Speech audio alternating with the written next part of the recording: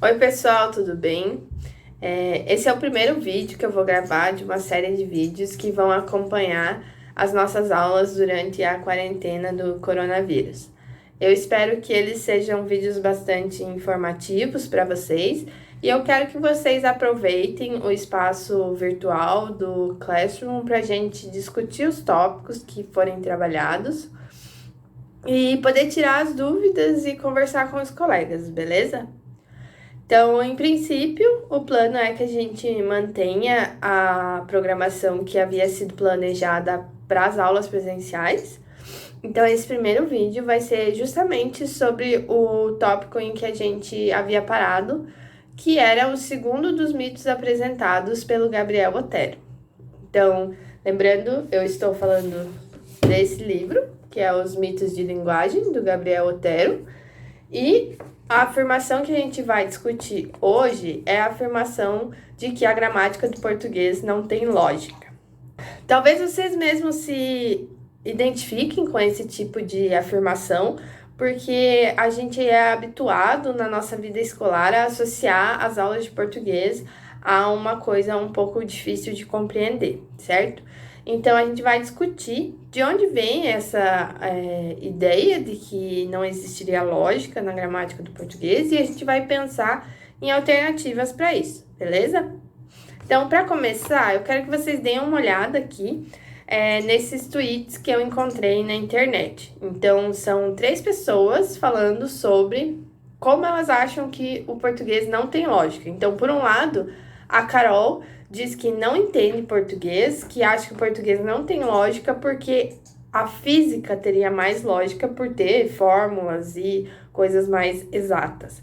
Por outro lado, a gente tem outro usuário aqui, que é o Leonardo Barreto, falando justamente que o português é a pior disciplina que existe por não ter lógica, justamente.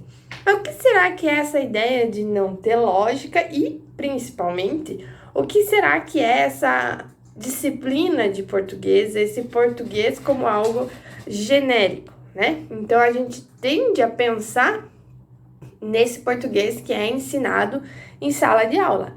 E esse português ensinado em sala de aula, a gente vincula muito facilmente a ideia da gramática, certo? A gente pensa em aulas de língua portuguesa como aulas de gramática. Agora, gramática vem a ser o que exatamente, né? Então, em primeiro lugar, a gente tem que pensar que existe uma diferença entre o conceito abstrato de gramática e o conceito mais físico de gramática.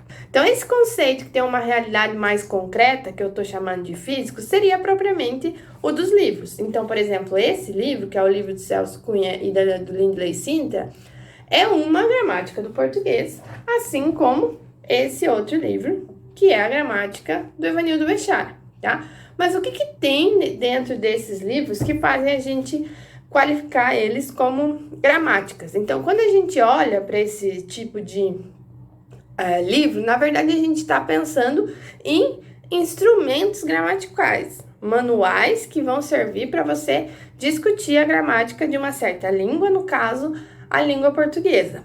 No geral, esses livros têm que ser concebidos a partir de 2 perspectivas, porque, por um lado, eles trazem regras sobre como a gente deveria escrever para escrever bem, e por outro lado, eles trazem uma nomenclatura que vai nos permitir fazer análise sintática e olhar para as línguas e para as estruturas de que elas fazem uso.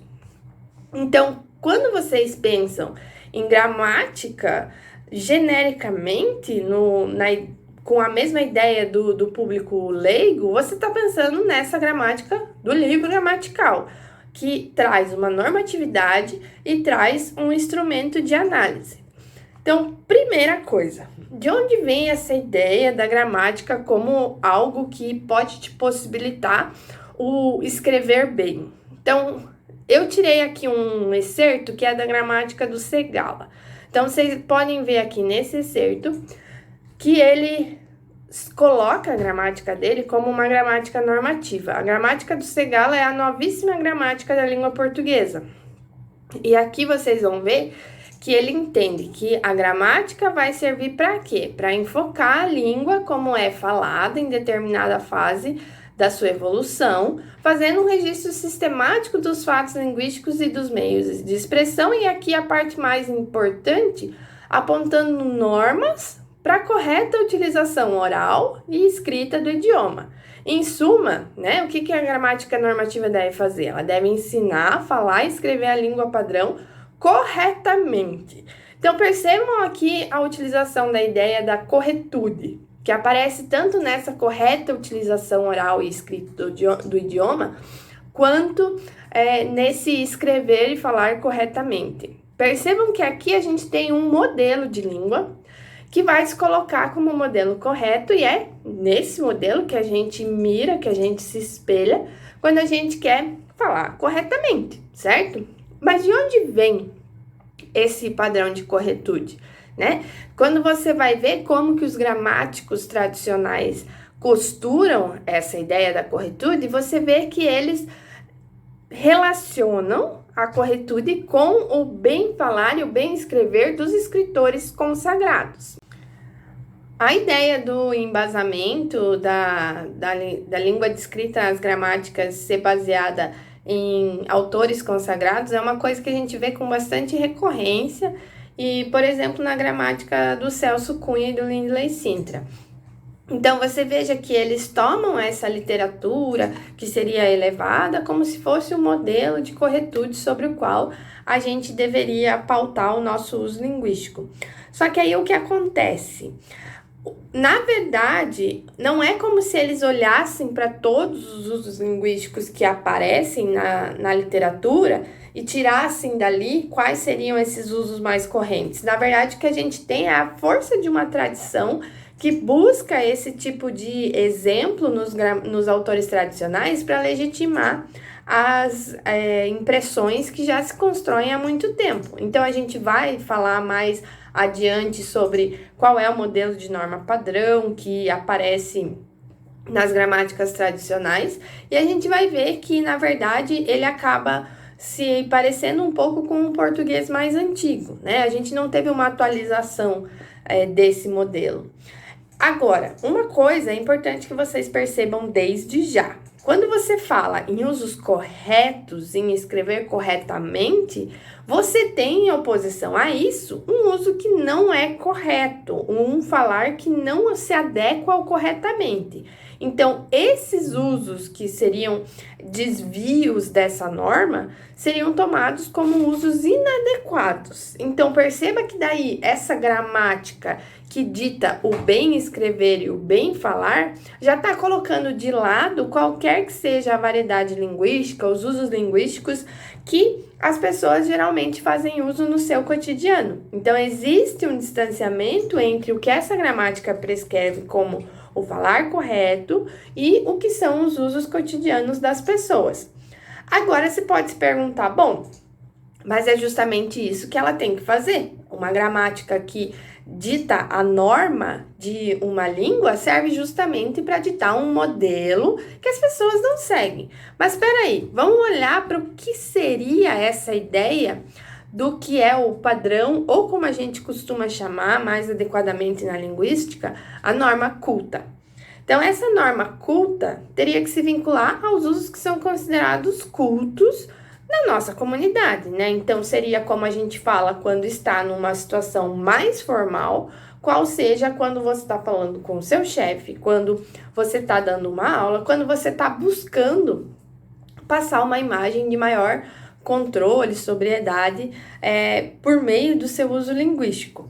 Então, esse uso a gente vai encontrar em situações que sejam de fala mais monitorada e com falantes que tiveram mais acesso à leitura e ao ensino formalizado, ao ensino institucionalizado. Então, existe uma ideia de que essa norma culta estaria vinculada ao que seriam os usos cultos, que vem a ser justamente a fala de pessoas que são letradas, e aqui isso é um conceito bem técnico que a gente tem. Então, o falante letrado é aquele que passou por várias fases dos estágios de escolaridade, chegando até o ensino superior. E ele não faz uso dessa possibilidade de uso bonito, né, da língua em qualquer momento. Ele faz uso dessas possibilidades quando ele está em falas mais monitoradas. Então, mesmo a pessoa que fala mais corretamente que você conhece, ela deve ter momentos de tranquilidade, de relaxamento, em que ela não necessariamente usa esses usos ditos cultos, tá? Então, a gente circunscreve a norma culta ao uso feito por esses falantes de ensino superior e quando eles estão em situações monitoradas, quando eles estão de fato preocupados em fazer do uso linguístico dele um uso mais bonito, mais cuidado, certo? Aí o que acontece? Alguns linguistas, a partir de um dado momento, começaram a se preocupar com o que seria a variedade linguística do uso culto. Esses usos cultos, eles foram descritos em um grande projeto de pesquisa que mobilizou linguistas pelo país inteiro e que foi organizado pelo professor Ataliba de Castilho, que é o NURC. A gente se refere a esse projeto como NURC, mas ele é o projeto da norma urbana culta do português brasileiro. E quando a gente vê os usos que são descritos pelo NURC, que são usos de falantes letrados em situações monitoradas, a gente vê que eles não coincidem necessariamente com os usos que são descritos na gramática tradicional. Então, um caso clássico é aquela regência do verbo ir. Então, a gente sempre vê na gramática normativa uma recomendação de que se use o verbo ir com a preposição a. Então, como se a regência desse verbo fosse ir a algum lugar.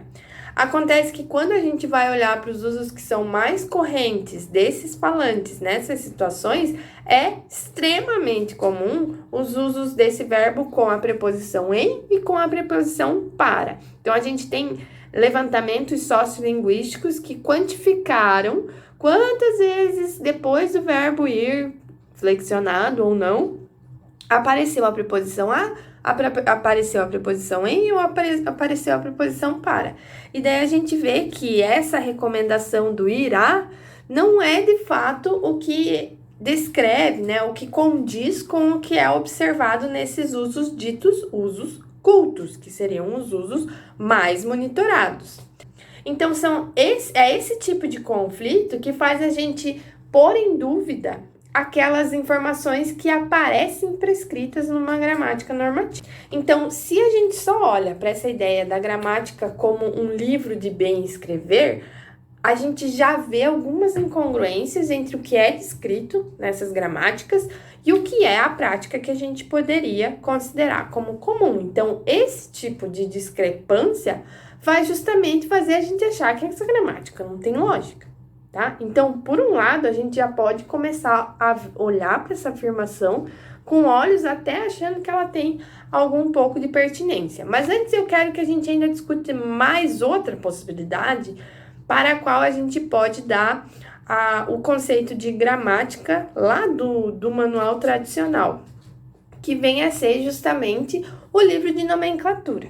Tá? Então, vocês devem estar muito acostumados em ter que decorar aquelas coisas do tipo sujeito, predicado, objeto direto, complemento nominal, oração subordinada adjetiva, oração subordinada substantiva, completiva, nominal, oração subordinada adjunta adverbial. Todas essas possibilidades de combinações que, no fundo, tem um pouco de relação com as funções sintáticas desses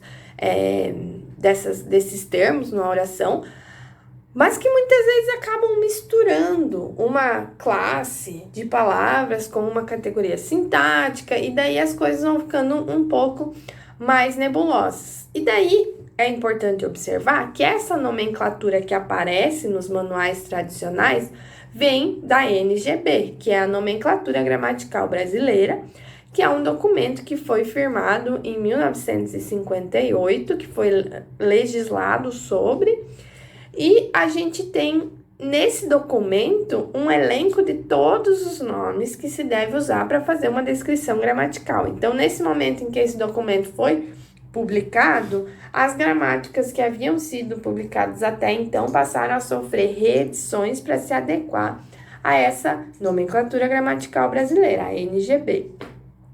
Então, digamos que a gente, de certa forma, tem uma limitação nos termos que são possíveis de ser usados para descrever uma língua, se a gente resolve, de fato, seguir essa nomenclatura gramatical brasileira. Então, as gramáticas tradicionais tendem a adotar essa nomenclatura. Então, você vai ver, por exemplo, na gramática do Bechara, ele dizendo explicitamente que fez as devidas correções que precisava para se adequar à nomenclatura gramatical brasileira. Mas aí a gente vê que essa nomenclatura não se apresenta límpida e cristalina como a gente esperaria. Então, o que acontece é que a gente vê uma série de críticas aparecendo direcionada para esse tipo de tratamento. Então, o que você vê é que às vezes as gramáticas tradicionais trazem um conceito e logo em seguida põe outra problemática que contesta esse conceito. O exemplo que o Gabriel Otero dá é muito bom, porque de fato é um dos mais emblemáticos. Então, você vê lá uma definição de sujeito como um termo essencial da oração. Então, o que significa dizer que determinada categoria é um termo essencial da oração? Significa você dizer que toda oração vai ter um termo equivalente a essa categoria. Então, se o sujeito é essencial, toda oração tem um sujeito. E isso é um corolário que você vai encontrar nas gramáticas. Que aí você começa a ver as descrições que aparecem nas outras categorias que são descritas. E daí tem uma série de possibilidades de descrição para o sujeito. Por exemplo, a gente pode falar da categoria de sujeito e ver que ele tem uma série de subclassificações. Você pode falar, por exemplo, do sujeito coordenado, que é quando você fala João e Maria contraíram a gripe do coronavírus, porque você tem 2 indivíduos aí coordenados pela coordenação E. Você pode também falar de sujeitos que são clausais, porque eles têm uma oração subordinada lá dentro. Então, por exemplo, se diz que todo mundo contraia o coronavírus é uma preocupação do governo brasileiro. Então, você tem uma oração que é subordinada aí com a conjunção que está ocupando essa posição de sujeito. Mas aí você tem determinados casos, como é o caso do verbo haver. Quando você diz, por exemplo, há uma preocupação em relação ao coronavírus no Brasil. Nesse caso, você não tem nenhum termo ocupando a posição de sujeito. Por isso que mesmo quando você tiver um complemento aí que seja plural, por exemplo, há diversos casos registrados de coronavírus no Brasil, você manteria esse verbo na terceira pessoa porque ele seria impessoal, então ele não teria nenhuma pessoa com quem concordar. Nesses casos, a descrição que se dá para esse sujeito é um sujeito inexistente. Perceba que ele não é um sujeito oculto, que essa é uma outra categoria de sujeitos, que é quando você consegue retomar no contexto quem seria o sujeito daquele verbo. Então, quando você tem o verbo haver, quando você tem o verbo fazer também no singular, você tem esse sujeito que seria um sujeito inexistente. Aí você fica, mas espera, como pode eu considerar que o sujeito é um termo essencial da oração e que, portanto, toda oração tem sujeito, e ao mesmo tempo eu dizer, olha, nessa oração aqui, o sujeito inexiste.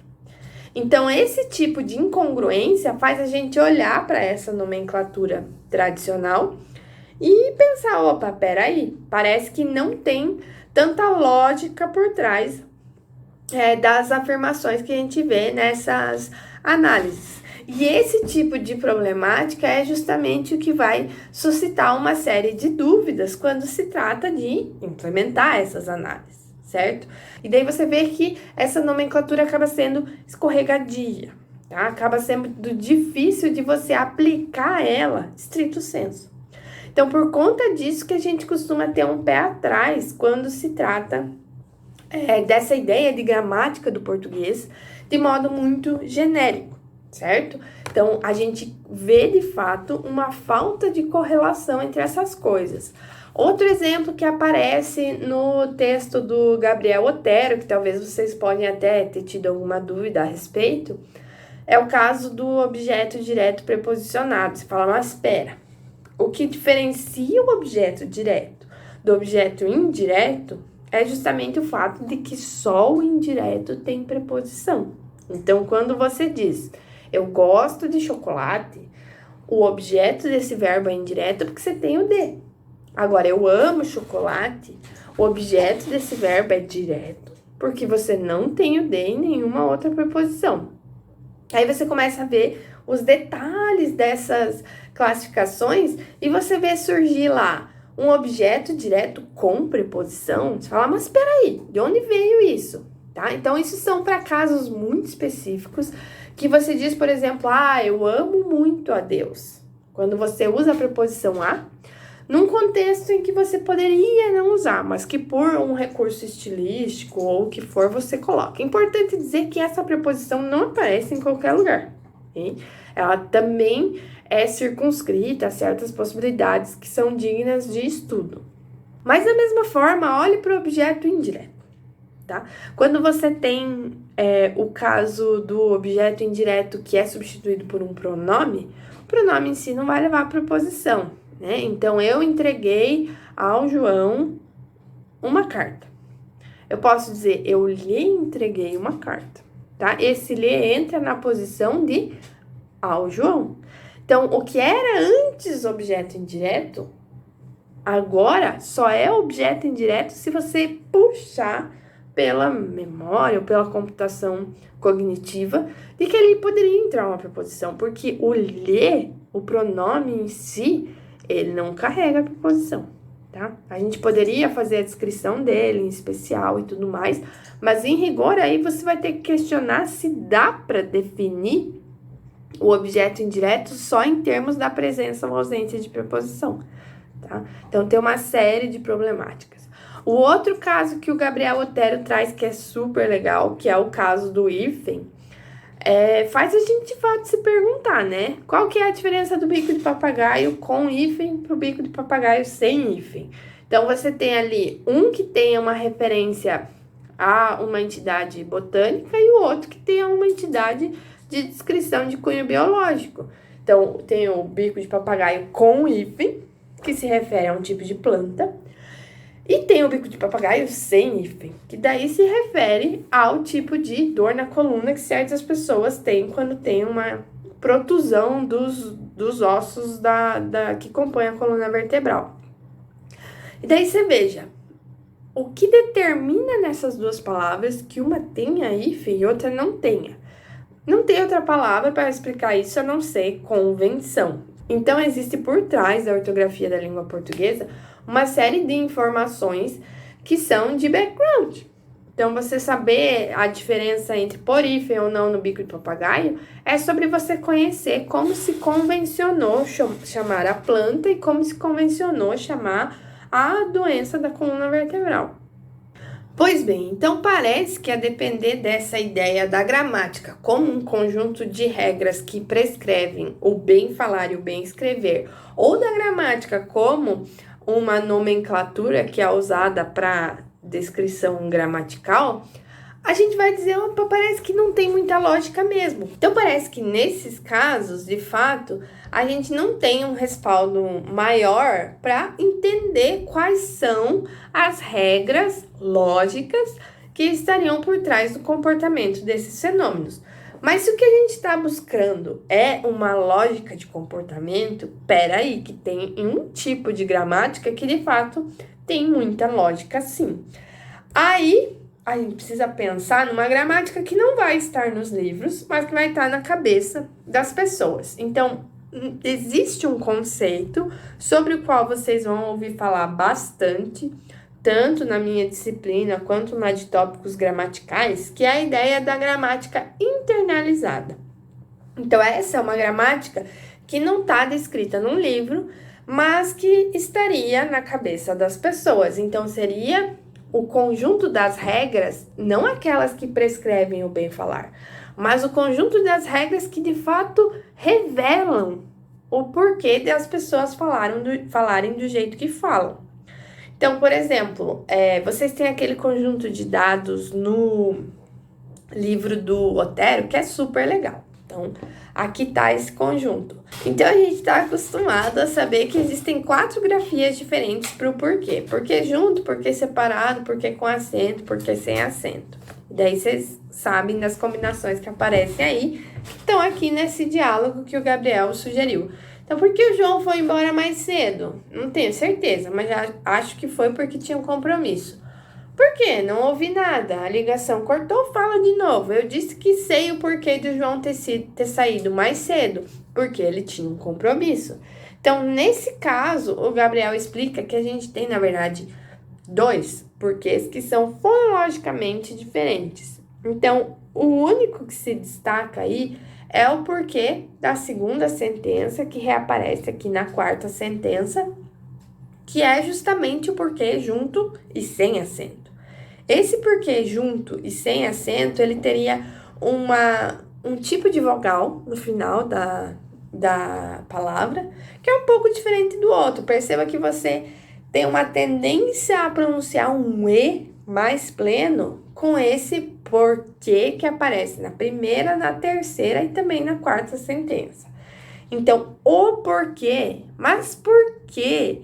Por que que o João foi embora mais cedo? Todos esses têm uma autonomia maior para essa vogal final, tá? Existem várias maneiras de definir isso fonologicamente aqui, eu tô só tentando dar a impressão para vocês. Mas esse tipo de diferenciação, que vocês podem ter prestado atenção na minha fala e voltar aí e perceber exatamente como é que eu falo, é uma sutil diferença que todos os falantes do português brasileiro fazem. Então, quando a gente ouve alguém falando, a gente sabe se é uma pergunta, ou se é uma resposta, se é uma explicação, ou se é, de fato, para a gente dar uma explicação, tá? Então, essa diferença é uma diferença sobre as regras de aplicação do porquê na nossa cabeça. A gente, inclusive, na nossa gramática, deve tratar esses 2 itens, provavelmente, como itens lexicais diferentes. E a gente não tem, daí, essas dúvidas que a gente tem quando a gente precisa grafar, escrever o porquê, tá? Mas, assim, esse é um detalhe de ortografia. Eu gosto mais dos exemplos que envolvem a sintaxe. Então, vocês têm aí no dado que o Gabriel Otero traz, algumas sentenças com a oração subordinada, né? Então, ontem eu conheci a professora que dá aula de linguística. Gostei muito dela. Você conheceu quem? A professora que dá aula de linguística. Então, nesse diálogo, a gente consegue colocar na posição de a professora que dá aula de linguística um pronome interrogativo, como a gramática tradicional chama, certo? Vocês devem ter percebido que o Gabriel chama de elemento interrogativo, porque a gente tem algumas pistas para desconfiar da natureza de pronome desse carinha. Mas isso é pano para outra disciplina, beleza? Então, vamos lá. Eu consigo trocar tudo isso que está sublinhado por um quem. E daí eu tenho uma resposta plena. Professora que dá aula de linguística. Eu consigo indagar sobre a identidade, né, desse indivíduo e ter a resposta.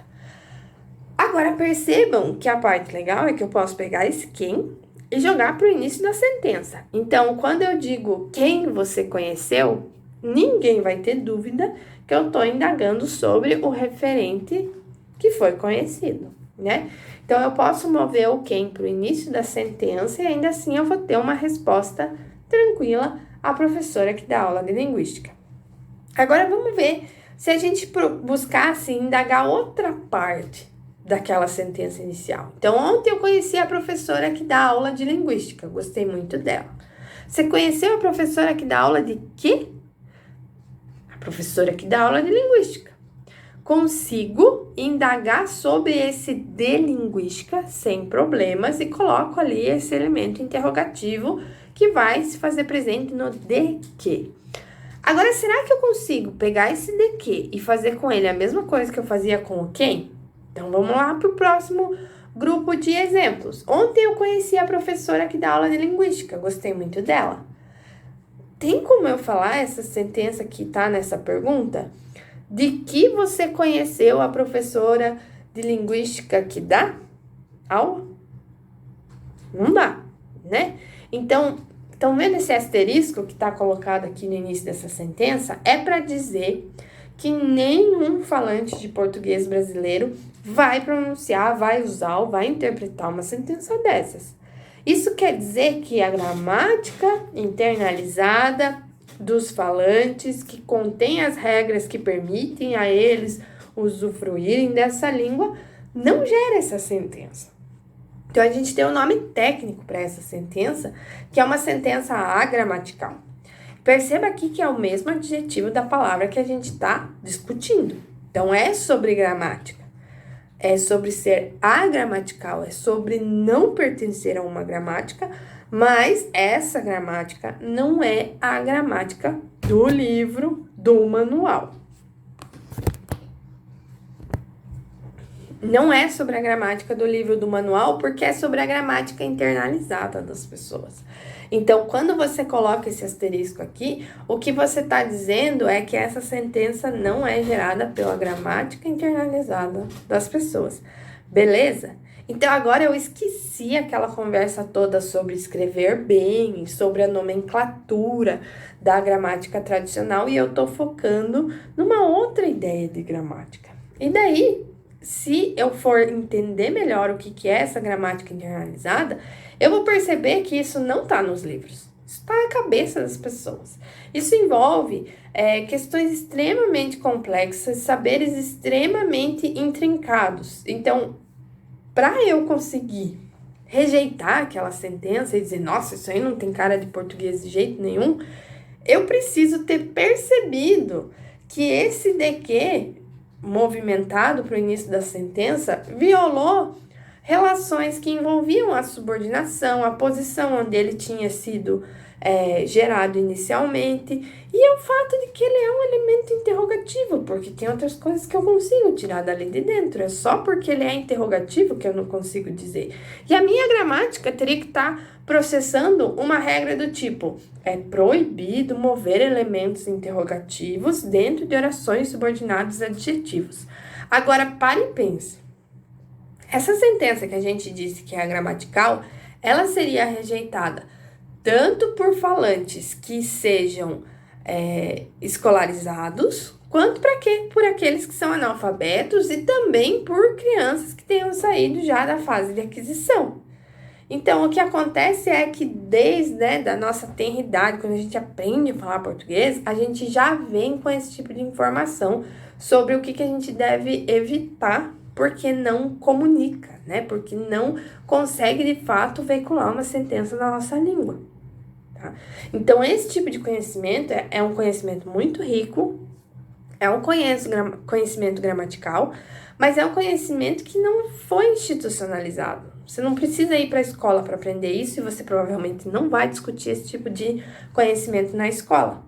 Porque essa é uma outra gramática, tá? Não é aquela gramática que é possível de você escrever num livro. Então, a gente tem um esforço contínuo, enquanto profissionais da linguística, de entender justamente esses comportamentos que emergem nessas sentenças agramaticais ou nas sentenças que dão pano para manga, digamos assim, em termos de estudo linguístico. Mas é um serviço por se fazer em termos de pesquisa, tá? Como que a gente vai lidar com esse tipo de conhecimento em sala de aula é outros 500 que a gente eventualmente chega a discutir no nosso curso, mas não vamos discutir exatamente nesse momento, tá? Então, só para dizer, esse conhecimento gramatical internalizado, ele tem sim regras próprias, que são as regras que nós, enquanto falantes, tivemos que digerir, criar, generalizar quando nós estávamos aprendendo essa língua. Essas regras da gramática internalizada são sim lógicas. Elas são super organizadas e quando você estuda as estruturas linguísticas, você quer justamente desvelar, revelar, mostrar quais são essas regras. Agora, a gente não consegue dizer o mesmo sobre aquelas regras que são, às vezes, escorregadias ou arbitrárias, quando se trata das regras do falar e escrever bem e das regras da nomenclatura gramatical brasileira.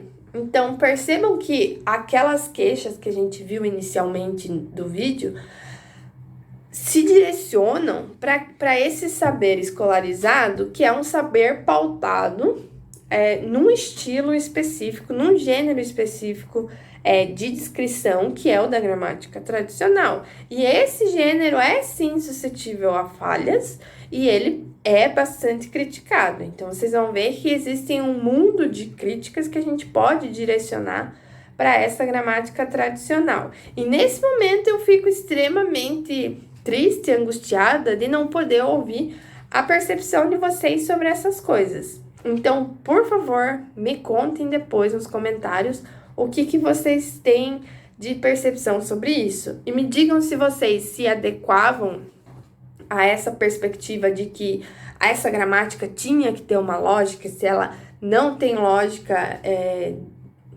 desde o princípio para vocês. E se vocês conseguiram entender qual o benefício que a gente tem quando a gente separa essas coisas. Então, uma coisa é a gramática, as regras que subjazem a língua portuguesa, em especial o português brasileiro de determinadas regiões, que a gente consegue olhar, descrever e fazer uma análise daquelas que já estão dadas a priori e que talvez estejam obsoletas, arcaicas ou inadequadas. Então, quando a gente faz essa relativização, a gente percebe que só por trás daquelas que são dadas a priori é que a lógica acaba falhando. Mas, na verdade, quando a gente analisa as regras gramaticais internas da língua que a gente fala no dia a dia, é essencial que essas regras tenham, sim, alguma lógica, porque senão a gente não dominaria essas regras enquanto falantes de português. Beleza? Então, fico esperando o comentário de vocês. Por favor, mandem informações, porque eu estou aqui igualmente isolada e preciso saber o que vocês estão pensando, beleza? Abraço e até a próxima aula.